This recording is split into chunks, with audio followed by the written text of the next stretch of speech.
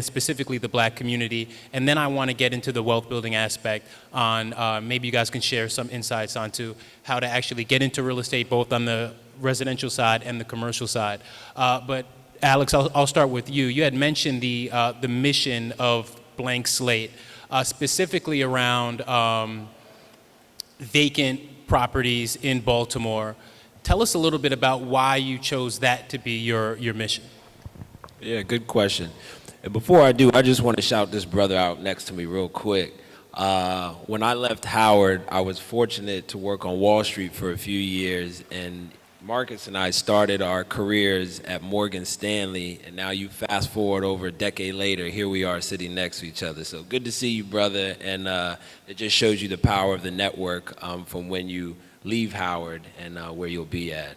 As far as our mission and vision and kind of focusing on vacancy, you know, and it plays to that story. When I left Howard, I moved to New York. I lived in Brooklyn, and I watched development firsthand.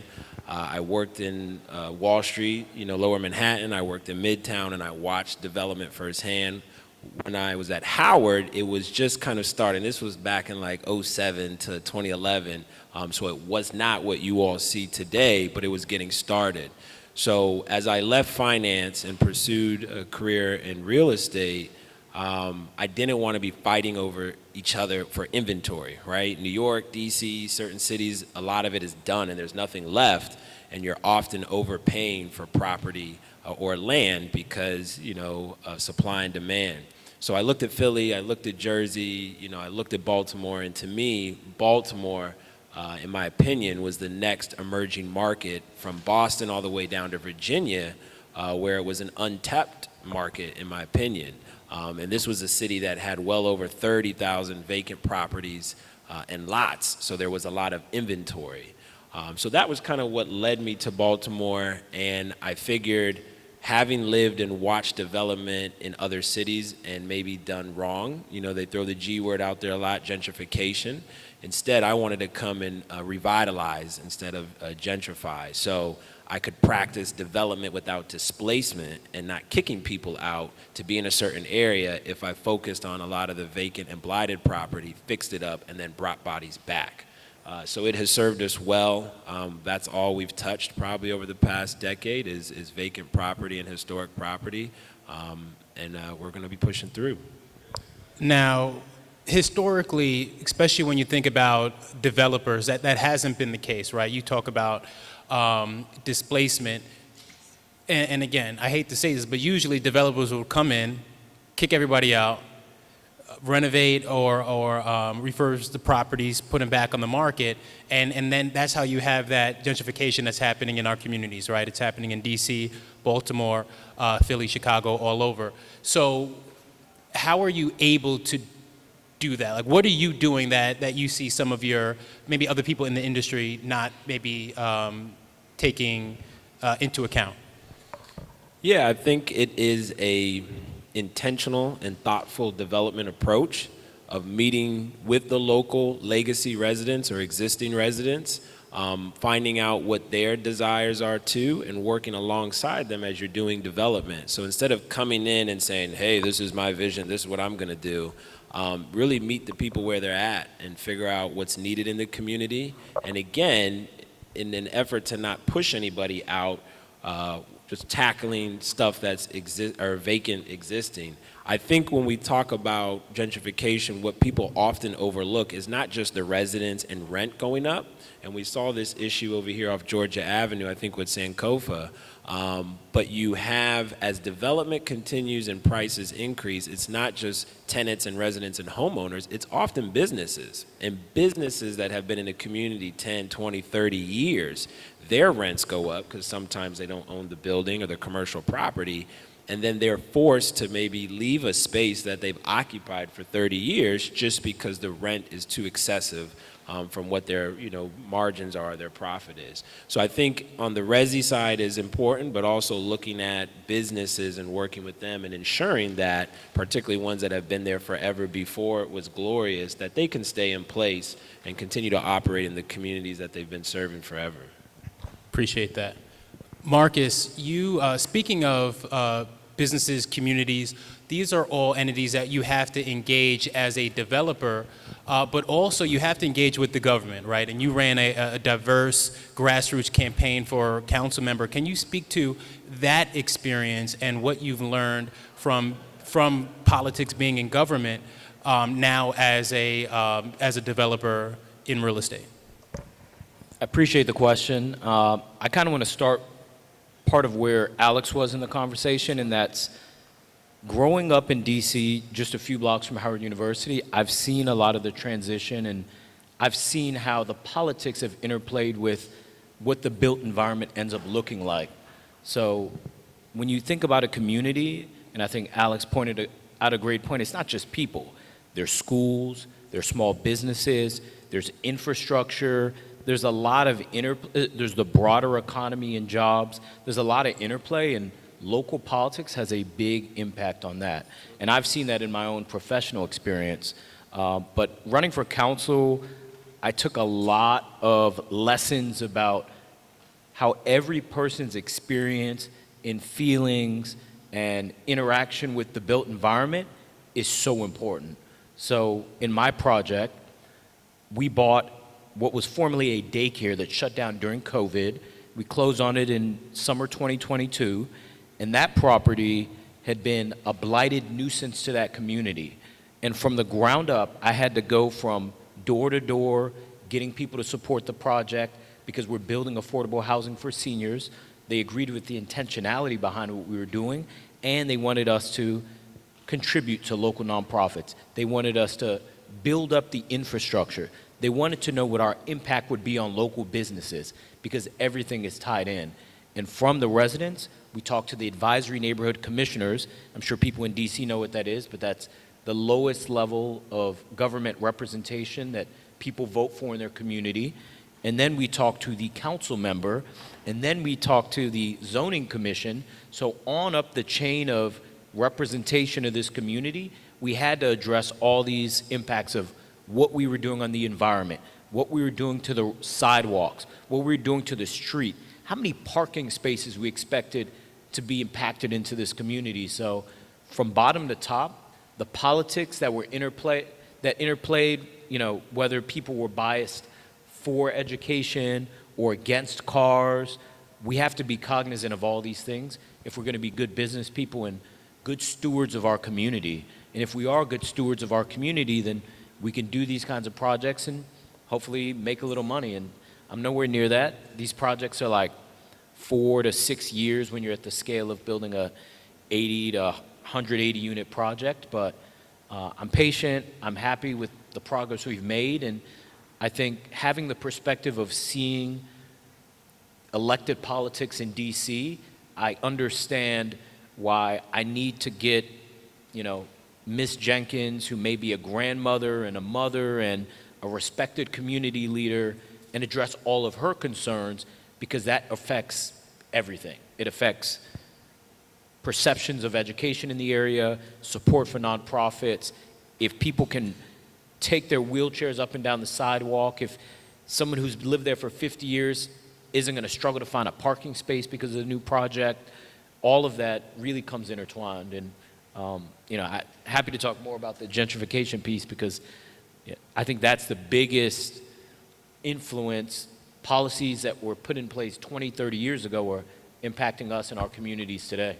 Well, yeah, if you could, because I'm from Long Island, New York, and it's one of the most segregated areas in the country, right? But then you also look at DC, and it's also one of the most segregated areas in the country. And so speak to us a little bit about gentrification. How do you feel that we can, as people in real estate, in the real estate industry, properly address gentrification and what's happening in our communities? Yeah, I think there's a mixed perception of gentrification, and you know, I'll give like somewhat of a personal example and then, you know, kind of build up toward how we can leverage growth and renewal to positively impact our communities. And the personal example is that a few years ago when I was single, I bought a house, lived in there, I house hacked, I had 4 roommates, and when I got married, my wife and I thought, okay, we're gonna have kids one day, let's move to a new neighborhood. So we moved. We've lived here in the neighborhood for 3 years, and our rec center is great, and our park is great, and we're happy to send our son there, who's 18 months, with our au pair. And my wife said, they don't have programming today, so let me go to our old neighborhood rec center. And she called me, oh my God, we're never going there again. And it really matters what neighborhood you're in and how much they're invested in. They all get money from DC government, but you can tell from one rec center to the next, like the childhood programming is vastly different. And my wife has never had this reaction, but she called me horrified, like, oh my God, they don't have their act together. The staff is crazy. We're never taking him there again. So I was like, all right, well, wait till the programming is happening at our local rec center and, take him there. So you can see that even though it's the same government, you go to a neighborhood 2-3 miles away and you feel totally uncomfortable taking your most, precious thing in the world, a child, to this kind of recreation center. So when I think about growth and renewal and development and change, it takes people like Alex, because I'm really proud of the stuff that he's done, who are very thoughtful and intentional about what you're bringing to a community. Because if you build a luxury apartment building and you don't think about the people that have been there for a long time, I heard a brilliant developer named Jared Lynch speak yesterday, and he talked about his first project. He had in the back of his mind, when he's building the project, he wants people from the community to enjoy the benefits of what he's building. He also wants the building to be a place that someone who grew up in Trinidad and someone who grew up in Paris, France, could live in harmony and enjoy that same property. And it could be at a livable wage for people in the region. So having that thoughtfulness from top to bottom, and not just being the luxury developer who's going to buy a 4-unit in Trinidad and make it super sexy and sell $1 million units and not have any positive impact on the people in the broader community, is what causes that rough transition of gentrification that harms predominantly us, right, because we don't gain the benefits of the growth, renewal, and change. So more about that, but I think there needs to be local officials that are really involved in this process, who are thoughtful about, they don't just want the highest tax receipts every year, they want better communities. Mm-hmm. And it's a hard balance to strike, and I think DC in some cases has done it decently in some neighborhoods, and some they've done a terrible job, and we all have to live and be the generation that fixes some of those problems. Jamisa, I think when we think about gentrification being pushed out of the community, right, it brings this notion that ownership is important, like owning where you live. Like, you can't necessarily push me out if I own this, right? And you educate a lot, you teach a lot about home ownership. What are you seeing in your area as far as opportunities or challenges in your market? I would say that the biggest challenge for me is building an area before building the people in that area. So value has to be taught. And so if you grow up in an area where it's trash everywhere, and I'm speaking from personal experience, I grew up in South Philadelphia, there were like chip bags, bottles, so all types of stuff on any given day walking to and from school. And so I live in a place now where we're raising our children. Maybe for the last 5 years we've been there, and you don't see trash anywhere. To the point where I was accustomed to throwing things on the ground as a younger child. Now I will hold my trash until I get home, because it's like almost a crime without penalty. And so when I educate, I always teach that you are your greatest investment first, because I'm a product of gentrification. My grandmother passed away. She had a house. I was losing it to taxes. I'm 19 years old. Her abatement went away. I sold it for $150,000. A week later was told I was supposed to sell it for $250,000. Nobody told me I was a baby. That was fine. And when I went to purchase it back, I had to spend $375,000 on the same property that they did bare minimum finishes to. And so at that time, coming into a new situation, not knowing much about real estate, not knowing about politics, government, gentrification at all, I literally was one of those people who recognized something without knowing what I was looking at. Meaning, at this specific time, everything on my grandmom's block looked exactly the same. 3-story, rooftop deck. I mean, almost like, I don't know if you guys ever played The Sims, but the community looked identical to each other. Prior to that, everything was a lot. prior to that, everything was abandoned on that block. So I'm looking at the stages of growth, not understanding what's happening. I never heard the word investor. I didn't even know much about real estate. I know that there were like houses that we lived in, but I didn't know about ownership. So now when I'm going into my own communities and I'm speaking to them, this is like base level that I'm talking to them about. Do you understand where you are and what is happening? Do you understand why it is happening? Do you understand how you can stop it from happening in this way? Everybody has a grandma. Hopefully, grandmoms are the greatest. Okay, so how do we do dollar deed transfers? How do we, make people unafraid of inheritance tax? There's so many people who I've had conversations with who have a property given to them and they don't want anything to do with it. It's too much trouble, or they're afraid because they don't have the money to fix it up. And so again, fearing the unknown is what stops a lot of people from growth as a whole. So I go in and I kind of pour into the people before I pour into the community because, let's be honest, they have sheriff's sale auctions once a month in every county. Varieties of them. You have tax lien, tax delinquent, you have judicial sales, right? So the houses are there and they will continue to be there. And you're going to always have those people that are losing their houses at auction, mainly looking like us. So on any given day, I can get a pre-foreclosure, half sleep with my PJs still on. Like, I'm not worried about the houses running away from me because most people that look like me in those neighborhoods, that are, like you said, the grandmoms and like the pillars of these communities, they don't trust people who don't look like them, so they don't want to sell. They would rather lose it, which is what happens with the auction. So when I'm going in, I'm talking to them about the opportunity to change the dynamic of not only their family, but changing the trajectory of what's happening in the community at that time. Hey, look, my grandmom did it for me. I'm amazing. Don't you care about your grandchild? Well, hold, let me mentor this person in this direction, and let's probably change the way the block looks. And yes, we can still love the dog parks and the coffee shops that we got. It's brand new for us, but hey, we drink coffee too, right? How many people in here have Starbucks apps? Come on, don't be ashamed. I'm not judging. Exactly. So we all love a good coffee or two. So let's not be so much against it, but let's see how we can join in and make it more inclusive for us all. Absolutely. And so it's interesting, right? Because I love the talk, but you've almost got into real estate by accident, right? Oh, If I hear you correctly, at 19. Yeah. Tell us a little bit about that. Okay, so I was 18 at the time I signed the paperwork, and she almost had to beg me to do it, right? How many of you guys signed the terms and conditions of something? Okay, how many of you guys actually read the terms and conditions? I don't think I'm in the right room. Y'all not being honest. So you guys did not read page 13 of that bank thing that y'all signed when y'all opened up that account, did y'all? Y'all don't even know how many pages it is. It's not even a page 13. So what happened was my grandma, I took care of her prior to going to college, and that was just basic things like taking her food shopping, taking her to doctor's appointments, sitting down and watching All My Children, The Bold and the Beautiful. I know y'all been watching it with me. So I was just a really good grandchild to this specific grandparent.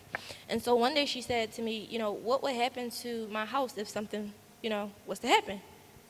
In my mind, I had such an ignorant answer, like, Grandma, the house doesn't get up and walk away. And this is what I'm thinking. But the true answer in which came out was, I have no idea. And so she gave me a list of things that completely contradicted what would happen when she passed away. She wanted it to be the family house. If anybody who needed a place to live, they would stay there. She wanted them to pay me rent. I am the youngest out of these people that she's talking about. She doesn't want anybody to fight or argue over it, and she didn't want me to sell it. Okay, easier said than done, Grandma, yeah, that's fine. But I'm thinking nothing of it because much like everybody else, we take life for granted. I didn't see my grandma not living to be 60 years old. That just was not something that had crossed my mind at that time. And so I was in charge of actually finding out what paperwork needed to be signed. And this is before Google was as popular as it is now, but I met a lot of cool people. I used to intern when I was younger. It's funny, full circle, I ran for state representative a few years ago, but I remember being 15 or 16, and I did some community service at a state representative office. So I learned about constituents, all of those things at a very young age without having a full picture of it, but still having a slight experience with it. And so I asked some people that I considered mentors at that time, and they said a dollar deed transfer was the way to go. Now, Grandma wanted me a part of it, but she didn't want to give it to me right then and there because she still lived in this sad property. So I signed my name on this piece of paper. We got it notarized. Like, nobody wanted to pay for it, so we went to a bank, free notary. I mean, this was like so ground level. The stuff that we did at the time, it's crazy to think that it changed the dynamic of my entire life and generations afterwards. And so we have this nice little paper. I'm just kind of holding on to it. Nobody thinks anything of it. She then passes away. And so my great-grandmother, which is her mother, is still alive. The day that my grandma passed away, my family members went, changed the locks. The day that she passed away, meaning like once we left the funeral home, the next stop was Home Depot. And I'm like watching them run amok, and they're going at it with each other, because you're talking about my father. I have 3 uncles, I have an aunt, and they're like going at it. So you guys know what money does, right? It makes people like either really, really nice or really, really not nice, because my cousins may be in here and I don't want no smoke. So anyway, you know, they began arguing with each other. It was relentless. It was terrible. And 3 days later, because my grandmother was Muslim, right, we put her in the ground, and she said, hey, you know, you're going to have to tell them that that's your house. Little do they know, she already took care of everything. You're going to have to let them know. And I'm like, you see what they're doing to each other? You want me to get in that? And I mean, being the humble servant of the Lord that I am, I did a great thing. I made my family stop hating and fighting each other, and instead they all hated and wanted to fight me. And like that was just like the start of a really long journey. And I learned very early on that the journey is yours to take. It is not for everybody to understand. It is not for everybody to go through. And sometimes we want people to feel the pain that we feel. Sometimes you want to feel like you're not alone. But when sharing that type of responsibility, you also have to share situations. You also have to, share decision making. You also have to share. There's so much other things that come with it. And so at a really young age, I had to put my big girl pants on. I mean, when I sold the house, I didn't even tell them. Like, I had that house sold maybe for 6 months before they even knew it. And again, they don't know how to look it up to see what's going on. And I was like, oh, no, it's still mine. It's still mine. No, guys, because they were trying to get the money from me at the time. And I made a conscious decision, because if I would have split that money after taxes, it wasn't that much. Nobody would have had anything. And so she said she wanted people to have a place to stay, and I made it my business moving forward to find a place for everybody to stay. And it started off just very innocent. I was losing it to taxes. There was an auction. Okay, let me just show up there. And I have a lot of money, and I was feeling really good about this auction place, guys. I'll tell you, to date, this is still my favorite place to go. And so I show up, I have the money. I know nothing. I didn't do any research. I just knew where the address was and what time I needed to be there. And I won my first property at auction. It was $1,700. And not for nothing, y'all know I was rich. I had a little over $100,000, so I walked in there like, I could buy that. And then when I went up to pay this $1,700, they said, oh, no, we don't accept full payment here. You put down 10%. And then you bring the money back in 30 days, like the balance. And I was like, so 10%, I'm doing the math. They needed $600 from me at the time. It was supposed to be $700, but 6 was the minimum. So I gave them $600. Now, at the time, I had a job, and I had $600. So now I'm in my mind like, wait, I didn't really need that much money to even take part in ownership as a whole. So I did that one time.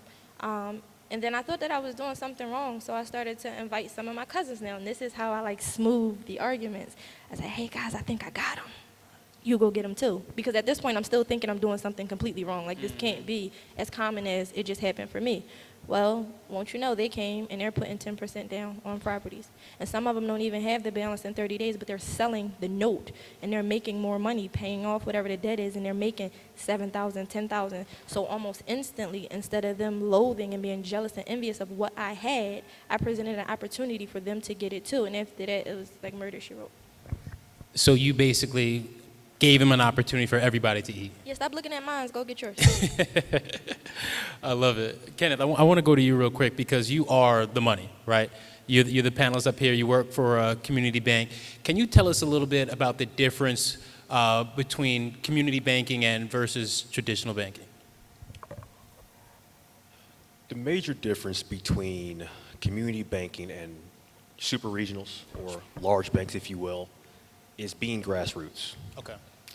Prime example when it comes to, just to touch base on what we discussed so far, access to capital, gentrification, and education opportunity. You have things such as CRA reform, which would be acts put in place to ensure that certain banks are being exposed for redlining, right? You can take the Wells Fargos, Right. you can take B of A's, large banks, and what they'll do is perhaps create initiatives or programs to help fund CDFIs or MDIs, if you will, which community development financial institutions or minority deposit institutions, to try to become a community bank. And what I mean by that is community bank has the first look at what is actually taking place if they do it correctly. So for instance, community banks perhaps may have a portfolio product, a mortgage program that is 1% down. When I was at Horizon Bank, we created a product with an LTV from 95% to 100%. LTV meaning Loan to value. loan to value. So for instance, you can do either up to 5% down or 0% down, depending on your credit score. You have a 580, 5% down. You have a 610, 0% down. Prime example, I love community banks. Reason being, they actually get to see what's taking place in their backyard. So with that, my fiance and I, the wonderful Jordan Wilson, purchased a property in our own community for 1% down. And what does that do? That allows for individuals to own homes in their early 20s, as soon as 18 years old if they will. And what this does is gives us access to wealth. Now, what do I mean by that? It's not just the mortgage itself or affordable housing, because I'll be transparent with you. Affordable housing is not the only solution to black wealth. However, it is crucial. Affordable housing allows you to get equity, in which you could pull out, start a CDFI, start an MDI, get 10% Tier 1 capital, start a small business, do commercial development. And in touching on gentrification, community banks can allow you to get the capital to then empower your own community. Take the equity out of your home. Go ahead. Do 4 or 5 units or do 10% of capital. Partner with other small businesses. Partner with Federal Home Loan Bank, grant programs, Arbor dollars in your municipal area in which you live in, to then go ahead and empower your own community. Go ahead and educate. That's really a crucial piece with community banking. You have individuals that understand what is actually happening in your community. It's often hard to go to a large bank and ask for a loan. It's hard to even justify why you're asking for a loan, especially for us. A lot of us don't know the inner workings of banking. As I'll be transparent, there is no emotional appeal in banking. My fiance will tell you all the time, I'm very dotted line. Math is my background, economics, finance, accounting, that's me through and through. And unfortunately, banking is like that, to where we understand Ms. Jenkins needs a roof fix. However, they're not inclined to lend to Ms. Jenkins or to even offer a grant program. However, community banks, thanks to CRA reform, have a duty to ensure that their constituents have access to X, Y, and Z. Banking often gets a bad rap for, let's be transparent, for predatory lending. And we can call it out through and through. You see it day in, day out. What we don't see is the credit unions, the MDIs, the CDFIs that offer programs with Federal Home Loan Bank to get your roof repaired, that offer down payment assistance. There's so many opportunities for us right now, but we just don't know. And community banks can have community lenders put in place to ensure that we are educating our people on how to be empowered. And that's the biggest difference between the two. I love that because to me, it seems like community banks are now here to maybe right the wrongs of the past, right? Because when we look at redlining, that's not something that just happens. I mean, that's done purposefully through decisions by the banks, through decisions on a federal level, right?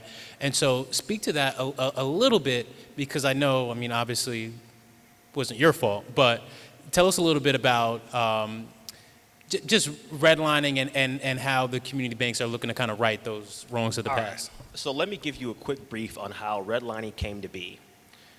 So everyone knows in banking we have crazy ratios, right? They want to maximize profit by any means necessary. So what does that mean? You can have 3 white communities and 1 black community smack dab in the middle.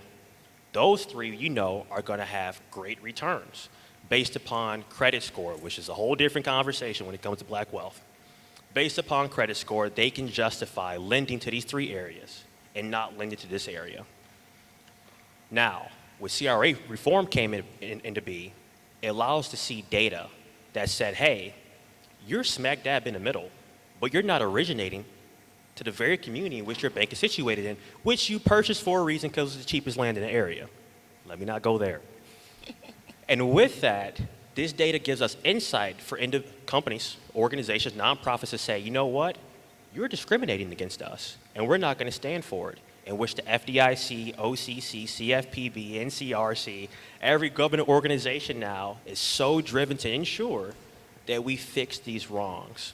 So that's how redlining came to be. Banks saw an opportunity to take advantage and exploit us, per usual, for capital gain. Now, with CRA reform, we have this data, and it puts banks under a microscopic lens and forces us to change. So, redlining goes beyond mortgage. It's also access to capital for small businesses. And right now you have Dodd-Frank 1071, which is geared towards commercial lending. So on the topic of community banks and large-scale banks, not only is it just mortgages and access to capital for homes, you now have commercial lending. It's going to give us a full scope to ensure that we are giving commercial loans to black contractors. To touch base on what Marcus and Alex touched on, 4 or 5 years for a development project for a new small black construction company simply will not work. They'll be in debt in the first 60 days. Let's not talk construction drawdowns. They'll be in debt in that first period.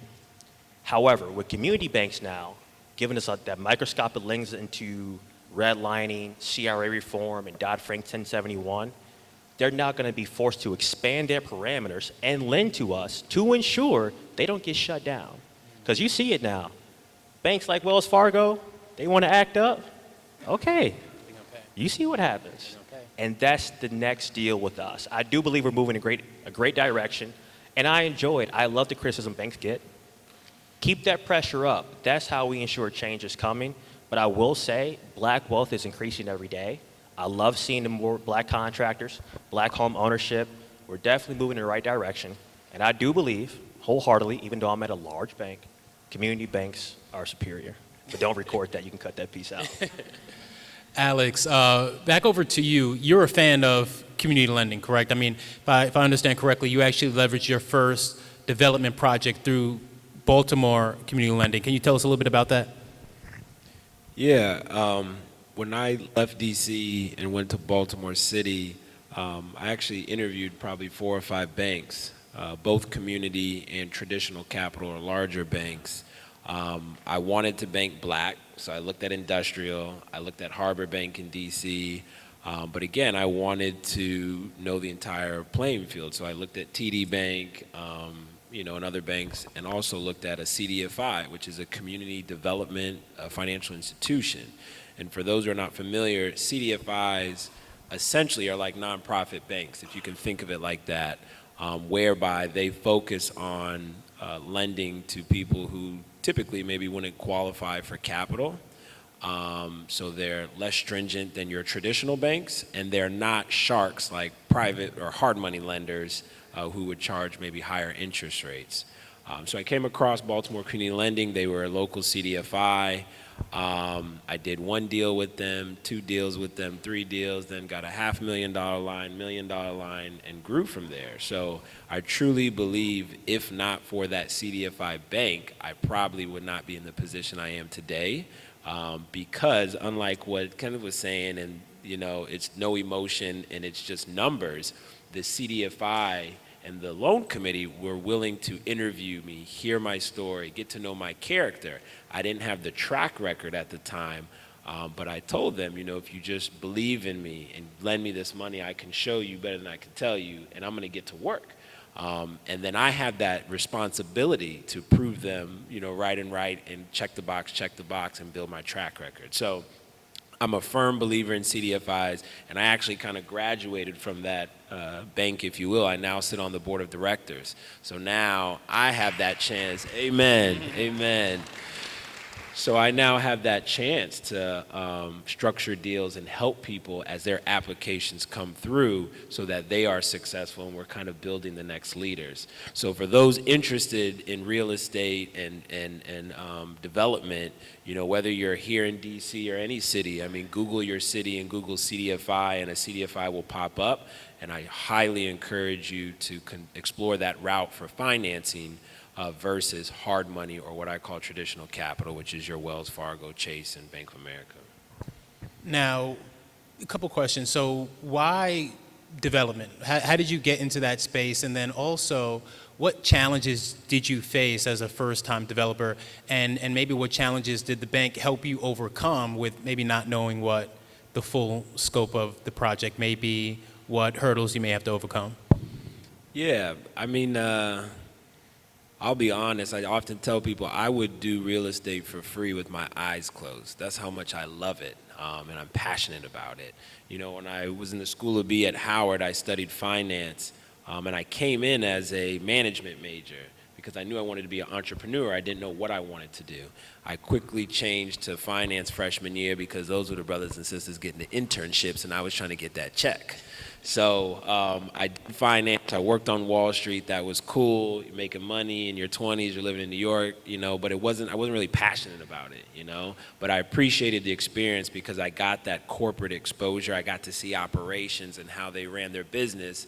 And since then, I've kind of implemented that as I built my own business.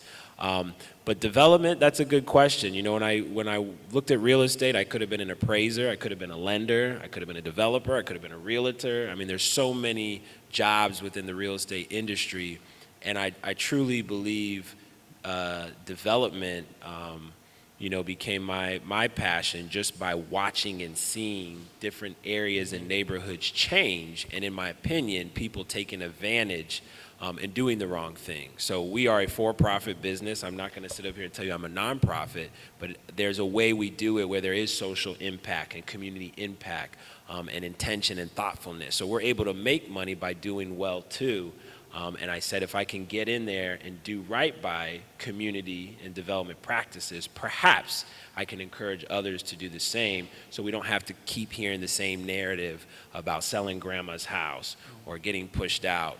And it's worked so far. So again, we focus strictly on Baltimore City. We're going to explore other markets. But development is just something I truly enjoy, working with the political players, working with the community residents, working with the city, and getting projects off the ground and pushed through. Awesome. Marcus, so speaking of working with the political players, what challenges, or maybe even better, what advice would you give somebody who's going through that development phase and needs to engage with the different levels of politics in DC? How are you able to navigate that space, and what advice do you have? Yeah, that's a great question, and I really addressed that in reality yesterday, meeting with a developer who had an incredible hotel site under contract and talked about giving up that contract because they saw the political winds moving in a direction they didn't like.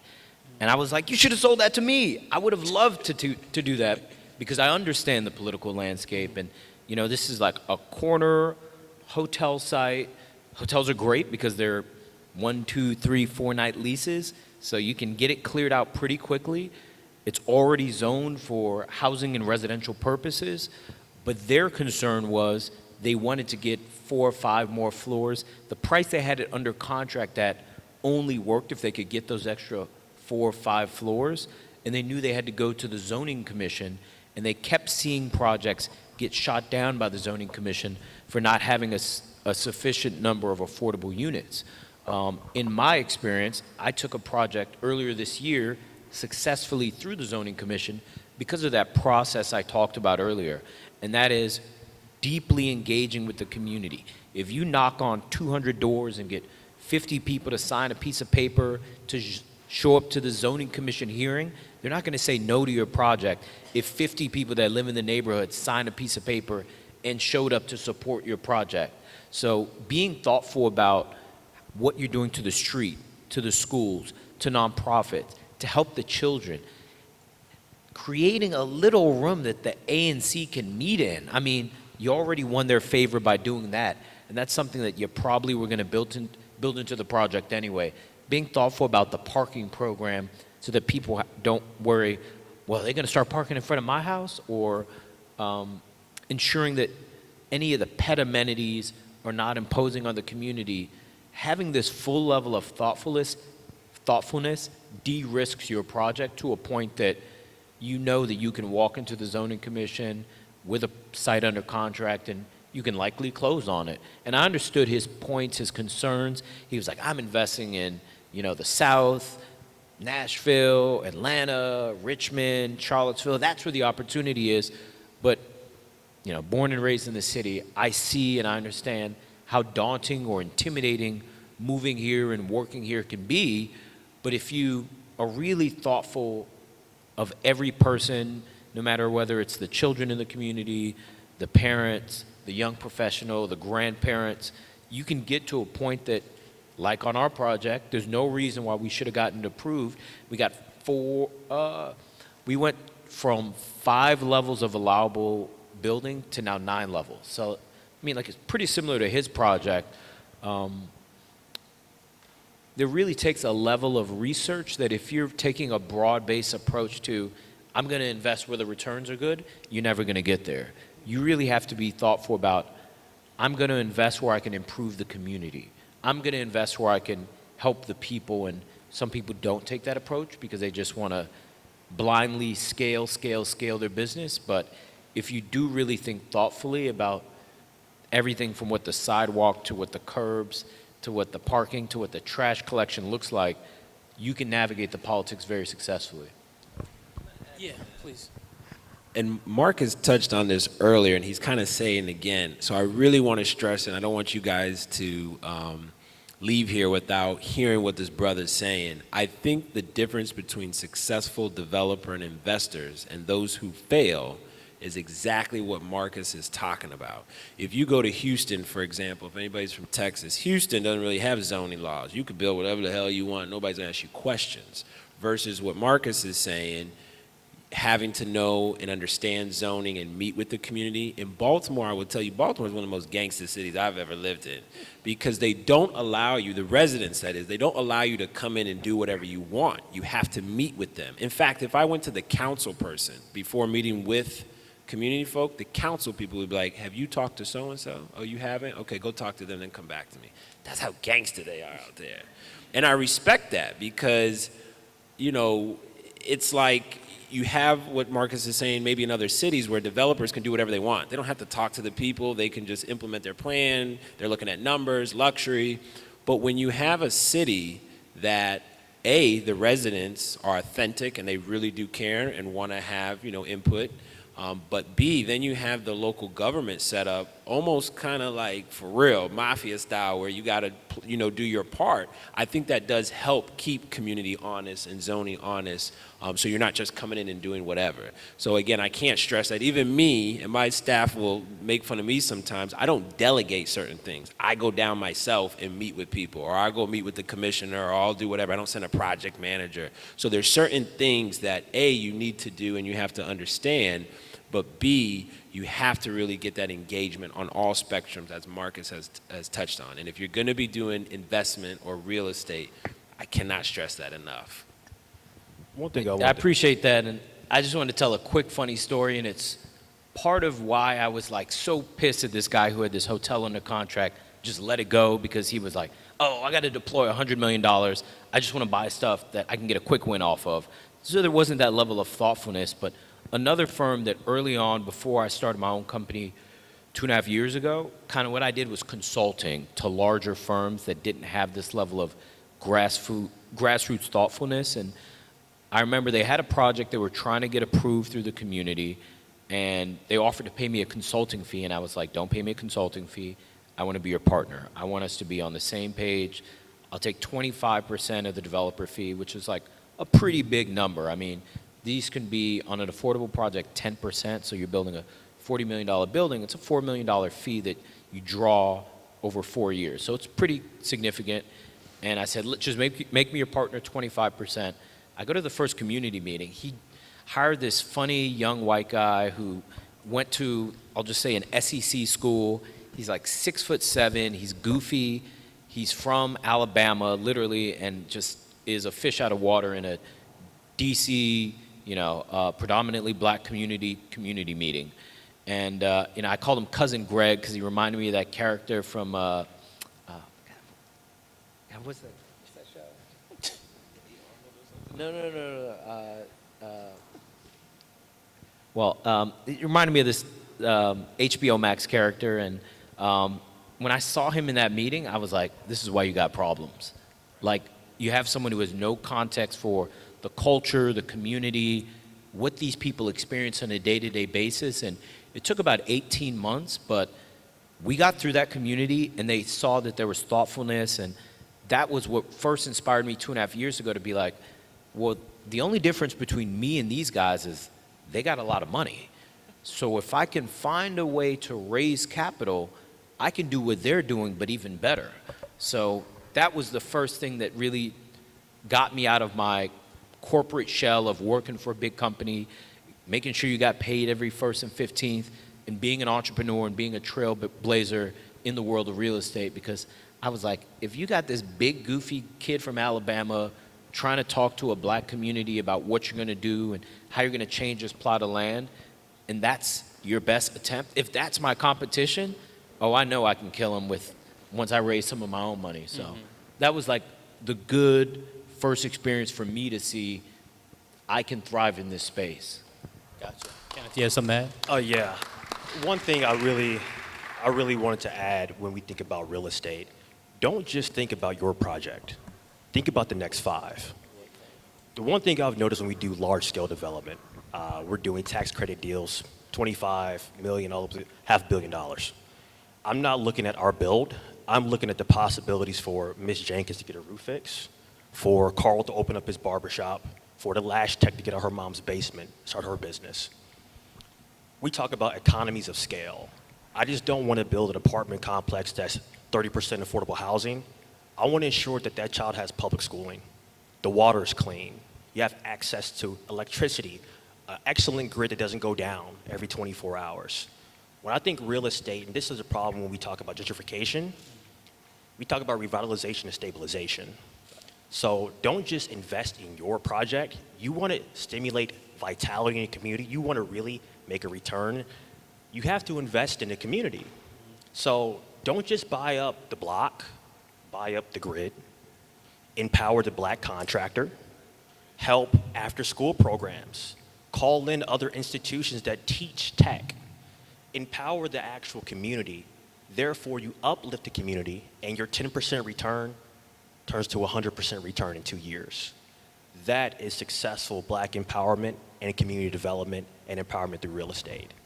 So let me ask you this. How can developers or just even business owners build that relationship with community banks in order to get access to that money so they can further invest in themselves and in the community? One thing I always say, just come in. I mean, I'll be honest with you, banking is one of the most boring careers you could possibly pick. We don't do nothing all day. I mean, I can't say me. But a lot of people don't do anything all day. You have a lot of community lenders, and they can't be comped. Through a lot of reform, a lot of community lenders cannot receive a percentage. It's actually illegal in most banks, especially if you're under $10 billion. So they're sitting there twiddling their thumbs all day. And I'll be honest, they're bankers. They're not visionaries. Mm-hmm. You have a passion. You have a story. Communicate that. One thing bankers have is a network. And you may have a contractor that works from that bank that's looking for a next project, who has access to a mayor that has arbor funds that they have to get rid of by the end of the year. You just never know what starting that conversation with your local community lender could segue into you going from, I want to develop one house, to the opportunity of a city actually deeding you 10 properties. That happens on quite a frequent basis. You'd be surprised that if you have a vision, a lot of people can't cross. Meaning that if you're working in this institution, you can't take advantage of the institution's programs, which means they want you to come in so that at least they can have their vision live through you. So start the conversation. Okay, so let's take a step back. So coming in, right, I think a lot of people may have some fear about coming correct. I have one opportunity, as my one shot to talk to this bank. I need to make sure my credit right. I have to have money in the bank. Talk to us a little bit about how we should come when we speak to a banker or a bank. So I will say this. Anything new is scary. The scariest part is not trying. When you first come into banking, you're not going to be correct. You're not. Legislation changes every single year. You're just not going to come in correct, but they're there to help educate you. For instance, you can sit at home and Google all day, and investors are going to tell you you're going to need $100,000 up front to do a renovation for a property that costs $100,000. Honestly, you need secure 10% down. That's the reality of it. So when trying to get ready, honestly, the biggest piece is talking to God first. That's it. Talk to God first and let God walk you through that confidence piece. Find your faith. And as long as you are in line, I'm sorry this is a banking conversation, but I'm just going to speak the truth. As long as what you're doing is in line with what God has for you, there is no failure. And a lot of us who are passionate about our communities, let's be frank, it's God that gave it to us. Walk in the bank. Walk with faith. Don't worry about the returns. It's going to be there. Just walk in. You can try to prepare all you want. I've been in banking for years. I study everything. I'm constantly flying back and forth to conferences. I don't know everything. I don't, and I'm not going to act like I do. I still get educated every day, but that's what makes us successful. I can tell you everyone up here has failed at something probably. I've failed at deals on a regular basis, but they're learning experiences. So for a lot of us, seek faith, seek failure, and succession will be there. He didn't lie. He didn't lie. It's so funny because of the amount of real estate that I own, like with the net worth and stuff, and I don't like real estate. So you said you would do it every day for free with your eyes closed. I am the opposite. I was like, oh, I gotta go to work. Really? So when it comes to actually doing the real estate part, I loathe it. I only do it because it yields really high returns, right? And so when I'm the opposite, like I don't think I mentioned this to you guys, but we're debt free. One mortgage, but owning 33 properties in a hotel with one mortgage is not bad, and that said mortgage is like 200 and something thousand. Well, that's what I was going to ask you. I mean, we're talking about banking, but you don't even know what a bank is, do you? I don't want to fight the bankers, though. And then y'all put me in the middle, and I'm the only girl. I was set up. Where is she? So no, I'm not against banking. It's just that when I entered into this space, I had no credit, which is just as bad as poor credit. I was a professional overdrafter. How many of you guys know about moving it from the check-ins into the savings? And y'all know about that? That was me. So me and banks weren't really friends at that point, and I was blessed with capital instead. So I had to learn how to leverage the capital instead. But we play Monopoly all the time, but we never make the correlation with Monopoly on a board game with your family. Oh, and we so competitive, we flip the board. I know y'all get petty. I still get petty today, right? I bribe my son, so it'd be me, my husband, and my 9-year-old. I'm like, you want that candy? Just let me get these two off you right now, and I would give you a lollipop. It's terrible. But, you know, I say all of this to say we take everything serious except what we should be taking serious. So now, when you think about banking and you think about, like, economic stimulation, anybody who's considered poor is actually the most wealthy, right? We are the people that fund the banks. Those overdraft fees keeps the bank going, guys. Did y'all know $35 adds up over time because we're all doing it? And then so they're giving away our money that they're anytime somebody takes something from you, that means you have it to give. Let's just kind of throw that out there. And so when I learned about banking as a whole, on a really serious level, it may have been 4 or 5 years ago, and I was introduced to a term called infinite banking. So you are your own bank. I am my own bank a few times over. But the thing is, my great-grandmom, who's still alive, this is all on my fraternal side, but on my mom's side, too, I have a great-grandfather, I have a grandmother, they're all still alive. They all had life insurance, and they all had the wrong type, the type you can't borrow from, the type that doesn't yield interest, the type that is just good enough to bury you after you pay to bury yourself 10 or 15 times over. And so you think about the banking system, and I'm sorry, guys, I don't want to blow the whistle. Don't elbow me or kick me, I'm telling you. But when you think about that, banks themselves, and this is all public record, if you look at the FDIC's ledger, you'll see that banks invest in real estate at a very high capacity and almost twice as much in life insurance. Why? Why would a bank be getting life insurance? And you think about that, and how do they do it? And so now when you are looking at whole life dividend paying policies or customized universal life plans, or whatever it is that you have, you can be paid anywhere from 4 to 8%. And there is no zero. Your 4 is your floor, right? And so you think about a bank getting these type of policies, being paid anywhere between 4 to 12% interest, but then giving me, a preferred Platinum Rewards member with Bank of America, okay, because I got a small relationship with them, because you got to have something on paper to say you're a human here, right? And so you think about that, and they give me 0.001, and they still give me tap water when I walk in the bank. I mean, they're nice to me, but come on, I need some sparkling water, bro. Like, I put a lot in here. And so they are yielding these high interests. They're like getting it, but then they're paying their customers nothing. Pennies on the dollar. And then you guys have grandmoms who like have these life insurance policies, and the only thing it can give us is a small little casket, nice little makeup, and fried chicken afterwards. That'll probably give us diabetes. So like I'm saying this like in all fairness, because when you talk about grassroots and when you talk about community empowerment, you have to have people sit down and look at their numbers. What do you actually have? Because it costs so much to be poor. Almost like, because when I became like wealthy over a certain tax bracket, I thought that I was like tricking the system, until I realized that the other side of the system is designed to be easier. Okay, so I didn't have a gas bill every month. We had a propane tank. You fill it up once whenever it runs out. But when I lived in the city, we had a gas bill, and the gas bill was like $100 and something every month. And then you have an electric bill. And no, you don't have solar panels in the city because it's the city. And so there's no eco-friendly things that are being presented to us there. And so we're spending much more. So if you ever hear a person say that it takes more to survive than it does to thrive, they are not making it up. But you guys have access to everything you need right there at the table. But we don't talk about money because it's scary. We want to talk about what we don't have and how we're trying to make ends meet, and we want to argue about bill pay, when in all actuality, when it comes to these banks, they are funding us develop. It's so bad, guys, because I'm in the middle. I'm on that side and that side, because sometimes I want to get funding from my clients, but sometimes I want to fund them instead. And so when you think about where that money comes from, it comes from us putting into the bank so that they have enough capital to then lend out. And then the interest is what pays it back, if they pay it back. Because I don't know if you guys ever watched The Big Short, but they didn't lie.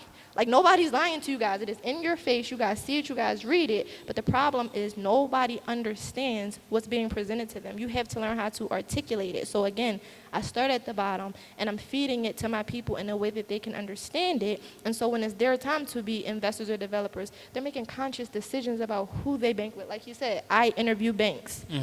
Understand the difference between what you said versus what you said. So you got a certain demographic who has to come correct. And you got the boss like, let me see who I want to work with. And we're all the same. So now what makes the difference? The education, you knowing what you bring to the table. I know a bank is not a bank without me opening that account. I know that for a fact. I know that me overdrafting, while at the time it was very shameful, now I'm looking at it like, oh, you needed my overdraft fees to sustain your little bank, right? So we have to take pride in the things we don't know. I failed really fast. I was a crash test dummy for real estate. I laugh about it now because, guys, I didn't want to do this. I wanted to be a clinical child psychologist to help kids become better humans, because I was a crazy kid, and I was like, we don't need no more of these. Let's make good people. And so when I'm investing in people, that is what gives me my happiness. That's what makes me full. Now, I will do that in my PJs with my eyes closed. But you call me about a house, I might get mad. Because are you ready to own a house? Let's talk about that. Like, are you ready to sustain what comes with that? People talk about ownership. They don't talk about maintenance. They don't talk about taxes. Okay, they don't talk about how to keep, if you're in a development, because I made that mistake too. I wanted a gated community because that's the American dream. We didn't talk about the HOA fees. Who are these people on my grass, Harpo?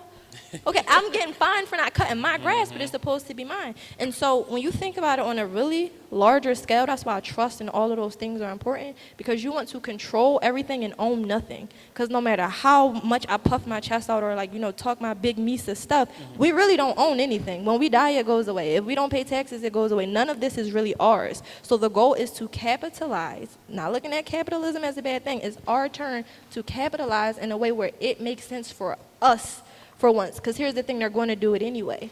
So we can complain about what's happening to us, or we can get into the same game and learn how to make it work for us. There's a lot of people here who are either looking to purchase their first property or build a portfolio, right? And so, Jamisa, you first. So you talked a little bit about infinite banking. I think that may have gone over a couple people's heads. You purchased your first property with cash. It was a dollar deed transfer, guys. Honestly, because people say purchase. No, literally all I had to do was pay I think the transfer tax and the recording fees. So it was, yeah. So your second property then? Yes. Second property with cash. And eventually you found this infinite banking strategy, which is leveraging life insurance, and you speak a little bit about the difference between what people should have or shouldn't have, right? So we're talking about term versus whole life insurance. Tell us a little bit about the infinite banking strategy, how you're actually able to leverage that in order to purchase properties. Okay, so with everything, it's not what you do, it's how you do it. The problem with people in insurance is the policy is not written for them to be able to borrow also. The policy is not funded enough upfront. So you have to build your premium up, meaning, and you don't, these numbers are just different numbers because now when I do policies, I do it contingent upon what I want to purchase. So for instance, if I know I'm about to spend $100,000 in cash on a house, instead I will put it in a policy first because now I know that my cash value is already there. I put it there. So this is why it's called like a banking system, which used loosely because it's still an insurance product, so you can't say, hey, I want to turn this insurance into a bank, because then you'll be flagged and they'll kick you out. But you want to put in a certain amount so that you'll have the borrowing power from that said policy. For instance, and don't do this, but I did it. I bought a Tesla with my insurance policy, and this was after I was really responsible, right? And so I was so good, because I'm going to tell you how to do it in a way that's more responsible. But anyway, at the time, I think that the Tesla was like a $8,000 that they wanted from me, Auto X, My Mobile, the cool ones, right? And so instead of me taking it to the Tesla people, I put it into an insurance policy first. Now, this specific one, I had to put, I think, $120,000 in this policy because you can't liquidate your entire policy. Otherwise, it's no longer a policy. Nothing's there. So this is where the research comes in at, the interviewing of said insurance companies to see, hey, what is my cash value? Okay, how soon will it be available to me? And that's when you'll know how much you have to put in order to get out. So don't be hating on me now. Okay. So what ended up happening was I put that amount in. I was able to take $97,000 out. Now, the thing is, if you're doing basic math and you put a certain amount in, you take a certain amount out, you'll notice that there is now a difference in what you have. But when it comes down to insurance, that's not how it works. So for instance, my last one, I put 150 in, I took 97 out. I'm supposed to have 53, but my full 150 is still in there, accruing interest. And so yes, you have to pay yourself back. Don't go running off on the plug, because guys, you are the plug at this point. But God forbid if something goes wrong on Tuesday, after I took this money out on Monday, my children would be, 97,000 short on $7 million of a death benefit. And $7 million is a lot. That's one policy, and I feel like if they call God on me about that, I'm going to send some storms down to them and turn their lights off. But, essentially that's really how it works. You put in a certain amount into this insurance policy. You make sure that you're able to borrow it within a certain amount of time. You make sure that you pay it back within a respectful amount of time, and then you kind of keep growing. And so now I have multiple policies, and now I do them for certain projects. I'll put in a certain amount for a project, take it out, go buy the house. And this is the hard way to do it. Leveraging is great, guys. They leverage, I leveraged my grandma's property. This is hard. It takes time. But for anybody who's looking to get rich quick, you're in the wrong space. Real estate is not where you do that. That is slow wealth because it's continuous. If you want something to last, it's not going to be quick. So yes, for me, doing everything in cash and having to leverage continuously and move money over, it did take me longer, but I seized the opportunity to learn as I was doing it in that manner. Because you can jump out and get on. People can do it. You can call the credit bureaus, dispute everything since you were 9 years old, and you'll get a 700 credit score. That's fine. But when you get this money and you don't know what to do with it, you're up a paddle. I mean, where they send them, the creek without the paddle? You don't know what I'm saying. You see, he said it. I wasn't going to say the S word, but he said it for me. And so that's what happens. So I want you guys to take the opportunity to kind of learn what you're doing first, because before infinite banking for me, it was wholesaling. Right. Wholesaling. How many people are familiar with wholesaling here? That's not enough hands up. You know why? Because we wholesale every single day of our lives. You go to the supermarket. We eat food, right? Yay? Okay. Farmer, seller, market, wholesaler. You guys are the end buyer. We buy really nice clothes all the time, right? Yay? China, seller, Target, wholesaler. You are the end buyer. So again, you guys are playing a game. You're just taught the consumer role. You have to switch and learn the position so that you can choose which one best suits you. I need 2 volunteers. Raise your hand, anybody. Okay, what's your name? Adriana? Adriana. Okay, I need one more. Melissa. All right, Melissa is selling the property for $100,000. Asiana is going to buy this property for $100,000. Now, at that time, Asiana might not have $100,000 available to purchase that property, but the thing about real estate is it's contractual up until you get to closing, okay?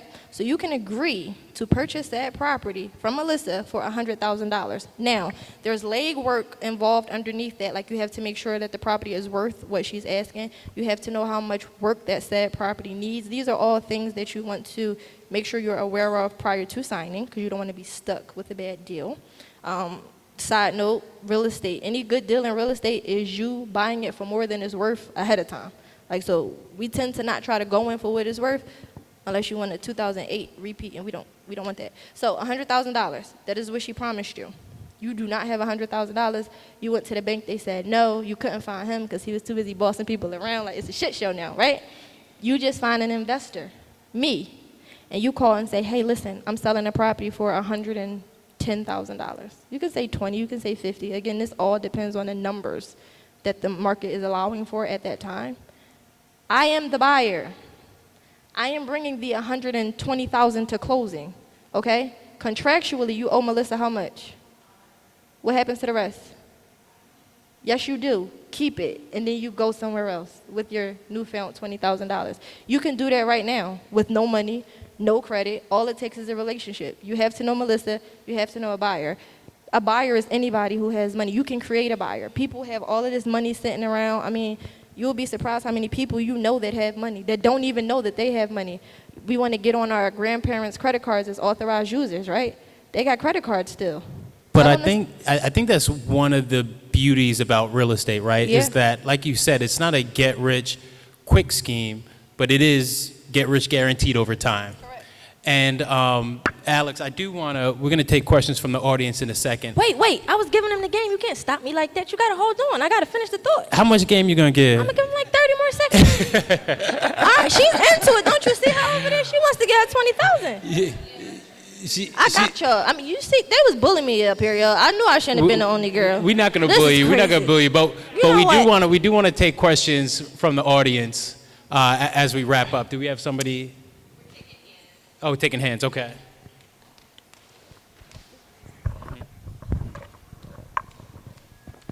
I just want to thank you all panels, especially Alex. I've got a couple of life policies just sitting around, and I'm a parent of 3, and I'm like, I'm just overbuying.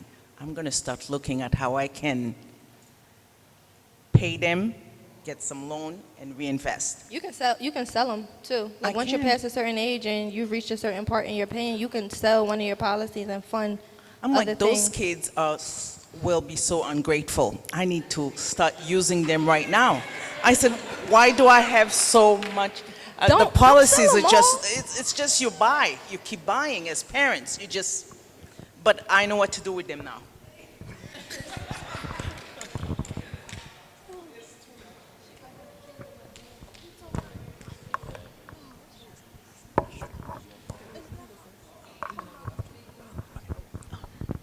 So my question is about real estate. Okay, so I don't completely understand how banking in real estate works, except from other informational talks as this, but it's like everything sounds so complicated. There's multiple things to keep in mind. So my question is, with infinite banking, do you own all of your wealth? I guess that goes without saying that you do, but do you partner with other businesses / banks and strategically borrow? Or are you always able to pay things in full? Is it even smart to always pay things in full? Or how would you explain how your business is funded to someone not knowledgeable about real estate as me? I would say smart is subjective. You should always go with what's best for you, because what's smart numerically for me might be terrible for you, and vice versa. So when it comes to business and me funding my deals, I always make sure that I never bite off more than I can chew. And that's with insurance or without insurance. I analyze numbers ahead of time and I say, okay, worst case scenario, this is what I need to pay back. If all else fails, am I able to pay that back? And that is how I would advise anybody who's just starting out. you want to always make sure that you're analyzing the deal. So you have to know your market. He said he was doing like 90 and 95%. They don't do that anymore. I'm very conservative, 65, 70%. You can do that math on your iPhone. Literally, find the after repair value in said area. Simple. Look at the last 3 properties that sold. Make sure that it aligns with whatever property you have in mind. Add them up, divided by 3, and then put times 0.70 in your cell phone. That'll give you 75% of that. And anything that you're looking at purchasing, borrowing, rehabbing, whatever, should not surpass that 70% number. So it's all about analyzing your numbers, knowing the market, and having a exit strategy or 2, because you want to make sure anything you get into, then you have a way to get out of. It's like walking into a building. If it burns, how do I get out of here? Hi, my name is Sanaya Howard, and my question, or it kind of goes back into a story. My question is, my grandmother, she has like a few houses, and when she passes away, she wants me to take over those houses because I'm the next of kin. But she has like home equity loans and things on these homes, so I don't really know like where to go from there. Especially like after she passes, like I don't want to be stuck with like a bunch of debt. So I want to know like what's your advice for me? Like should I sell these houses? Should I continue to rent these houses out because people are like living in them, and she is like technically like a real estate agent? You can have home equity lines of credit or home equity loans in general on the property and not be in debt. Prime example, you could have a line of credit on the property of $50,000 and the property is valued at $300,000. You have $250,000 in equity. And not just that, but they also have tenants inside. You also have future value of money as well. So first I would assess how much is actually owed on the property, get the properties appraised today, and then calculate your difference, whether you're gonna be in debt or you're gonna have profit. So before you consider selling or taking them over, do the math, hire an appraiser to come out or contact the bank. A bank's gonna actually wanna appraise it for you because they wanna get you, so beware. But yeah, you can have a line of credit on the property and not be in debt. Prime example, you can get a mortgage for a property that costs $150, it appraises at $200,000, you actually have $50,000 in equity. I have a question for her question. Because when I got the property for my grandmom, there was no debt. God forbid the time comes where grandmom's not here.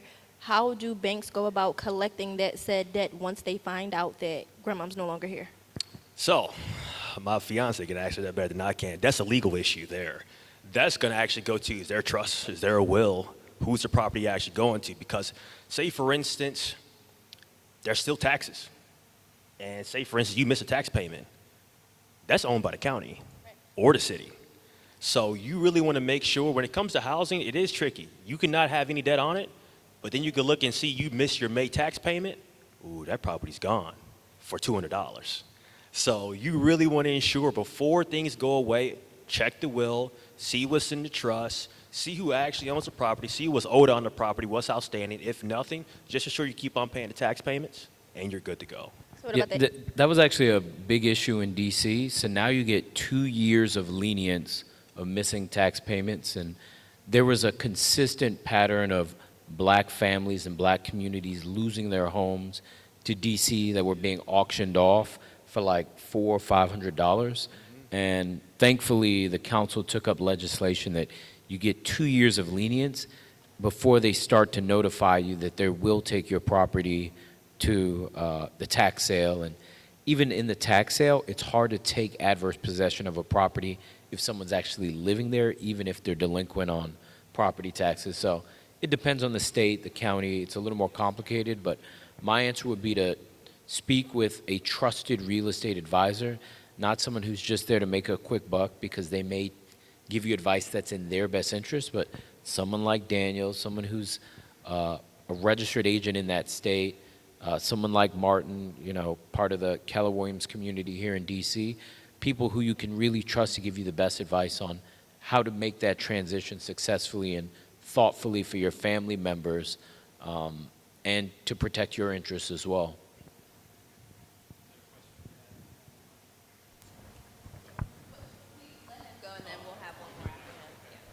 How you doing? My name is Shola. This is for the whole panel. One of my clients is a big loan originator, and I act as communication director for them. One of the things that I've noticed is that, because I travel, I do conferences as well, that the millennials like my age and younger, like you said, local community banks, 18 and up, you can start the process, they're not showing up. So I've been tasked with getting more of my age group and younger there. So any tips or anything you see with that, like within the market, so anything to get the younger people out? Yeah, appeal. So for instance, what do young folks like? They want to go to Turks and Caicos. You know, they want to get the new whip. They want to travel. They want to enjoy themselves. What better way to teach how to gain equity?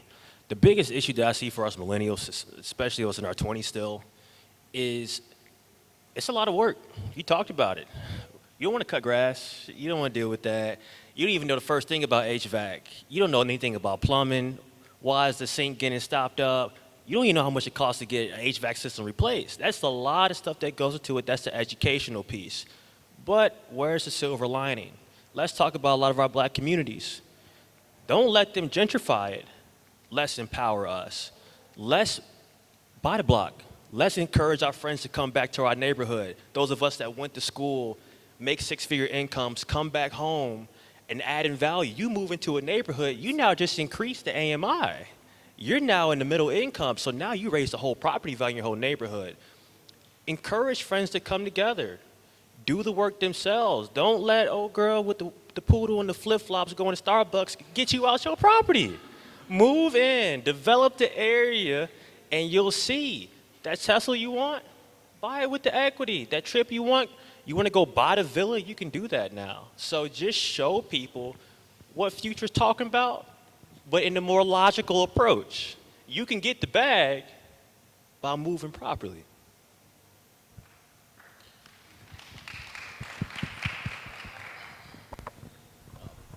How you doing? My name's Anthony. Thank you so much for everything. What's your advice for people that are in the process of fixing their credit to buy their first home or investment property? So for me, I would check first. So truth be told, a lot of us have bad credit. It's a black thing. It was designed not to benefit us. That's a whole different conversation in itself. When your mama opens up a credit card in your name at Macy's because her card got maxed out, when your daddy ain't got no credit, got to put the light bill in your name when you're 16, it starts way ahead of time. So knowing that the big banks can't help you there, I'll be honest with you, they can't, because they got a lot of stringent guidelines when it comes to FDIC, OCC, CFPB, all that good stuff. However, community banks, and I talked about this lightly with LTVs, some have portfolio products in which, let's be real, Old National Bank had a $32.8 billion lawsuit. So then they started the program for people with credit scores at 590 and 580. They were partnering with local CDFIs to get down payment assistance. I would just do your research. There are opportunities for those of us that are creditly challenged that may go down to a 580 or no credit score. You have individuals, shout out to my mother-in-law to be, talking about Bank On, where Bank On is positioned, a third-party program with banks, to ensure that those of us that don't have any credit or poor credit, they look at your renter history. They look at light bills you've been paying for the past 2 years, to where there are, we call it alternative means of credit, to where you can explore those means. And a lot of community banks, you take advantage of that, or go see a CDFI, or go see a MDI that looks at those means of credit to allow you to get your first property. Yeah, I would echo that sentiment, and I will say that in my experience, the people who have said similar things that they're working on improving their credit, similar to what you articulated, I don't know anything about you, but I guarantee you, wherever your credit status is right now, you could probably find a financial institution that will support you to leverage a purchase of a property, to get a mortgage on a property. So knowing nothing about you, I think people overemphasize the credit piece, and I see a lot of people on social media selling credit repair services, some of which could be valuable if you're legitimately denying that some things that have been attached to your credit are valid or not. But for the most part, it is what it is. You have to find the right type of banking institution. And I just had a great experience on a commercial property, but working with the CDFI here in DC. So I'm sure there's someone who can help you so that you don't have to wait or pay someone to repair credit, just because I have fears that I've seen a lot of people be predatory and taking advantage of our people, just making them pay $200, $400, $500, and they don't really do much. All right, well, that wraps it up. Oh, I know we have a couple more questions, but we do have to move on. I'm sure some of the panelists will be able to kind of stick around and hopefully answer some questions. I want to thank you guys for sharing your knowledge and expertise. Please give them a round of applause.